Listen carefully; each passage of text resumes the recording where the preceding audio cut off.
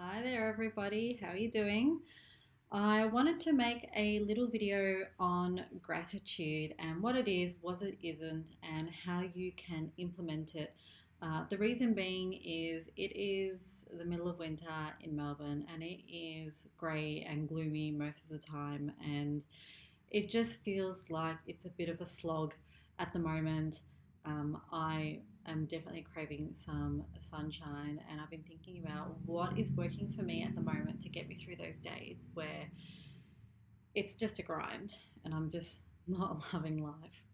And then I realized that the one thing that really gets me up and moving in the morning is the practice of gratitude. So I thought I would have a chat about that and how you can implement it into your day to day life just to try to make things a little bit better for you.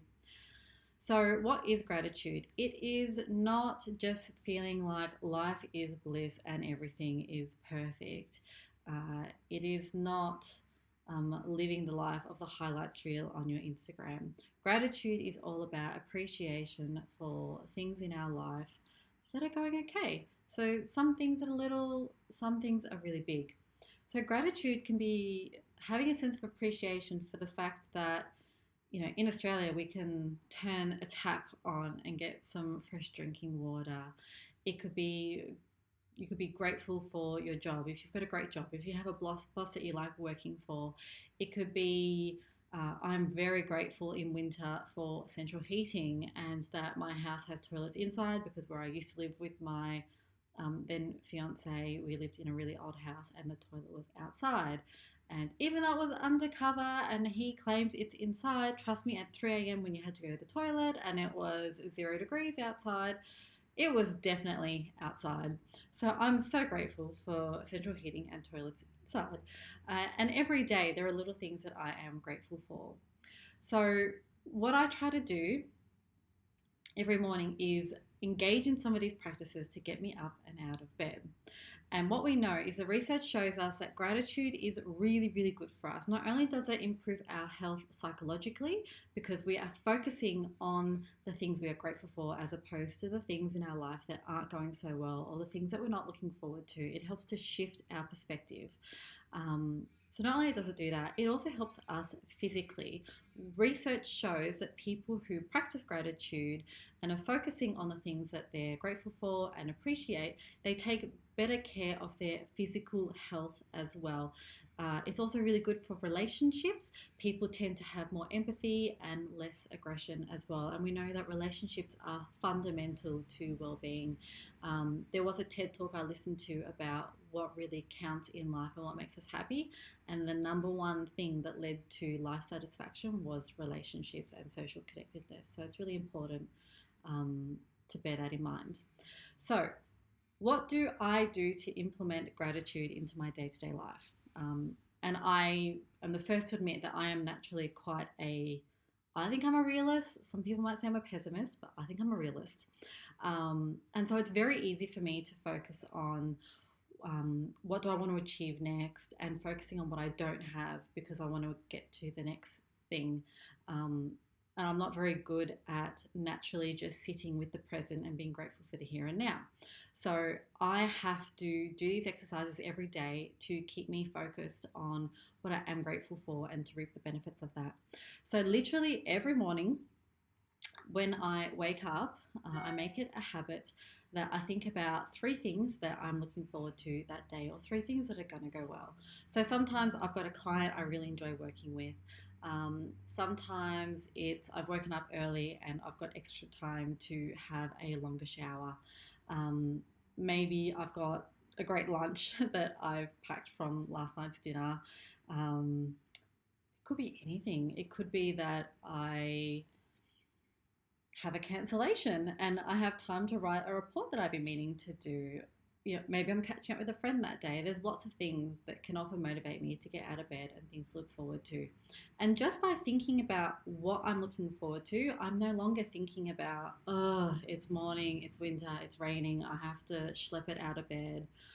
I'm over winter, I don't want to go, I'm tired. That whole negative self-talk, which does not help us at all. It may all be true, don't get me wrong, but it doesn't actually help us kind of jump out of bed and have a better attitude about the day. So that's one thing that I do every single morning. Then what I also do every night is I have an app on my phone called Happyfeed, and I actually make it remind me every day that I have to jot down three things that I'm grateful for that day. Again, big things, little things, it doesn't really matter, but it's about having that time to reflect at the end of every day the things that we're grateful for. And it's really cool because you can also go back kind of 3 months, 6 months, a year and find out what you were grateful for that day.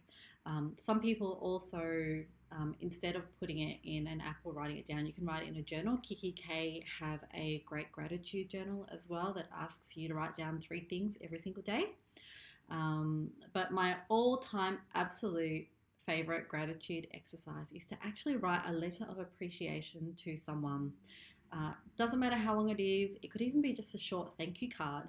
But if there's someone who does a lot for you and you think, you know what, that person's amazing, rather than keeping it in your head, what would happen if you put pen to paper, wrote down what it was that you really appreciate about that person and sent it? Because I can guarantee you, you are going to feel liberated and excited to share those thoughts with that person, and the person receiving it is going to love it as well. Think about how good does it feel when someone truly takes the time to let you know how valued and appreciated you are. It's a win-win for everyone. It's just going to take a bit of your time, or even just shoot someone a text and just say, you know, thank you for, you know, whatever it was, or I really appreciate this.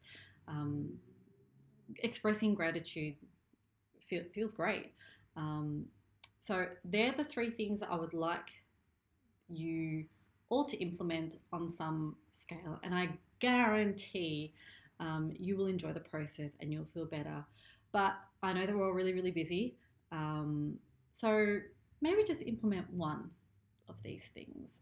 Maybe it's just every morning you think about one thing you're looking forward to, or every night just to reflect, or even if you're partnered up or you live with someone, chat with them about three things that happened during the day that you're grateful for. If you have a family, when you're sitting around the dinner table, everybody can go around the room and talk about something that they were really grateful for that day. And it's a great activity to do with kids as well. So if you've already got some older kids, that's great. Chat with them about it. If not, chat with your own parents about it. They might find it a bit strange. My parents aren't great at this kind of thing, but I force them to do it anyway, and they will reluctantly tell me what they're grateful for. For them, I'm sure they're just going, oh yeah, here's another psychologist thing that our daughter's making us do. But they will get into it, and it's just fun to share. So let me know how you go. If you're having any trouble implementing any of these things, let me know. I love working with people and tweaking things to make it achievable for you to do. And yeah, keep you posted. Until next time, take care of yourselves. Bye, guys.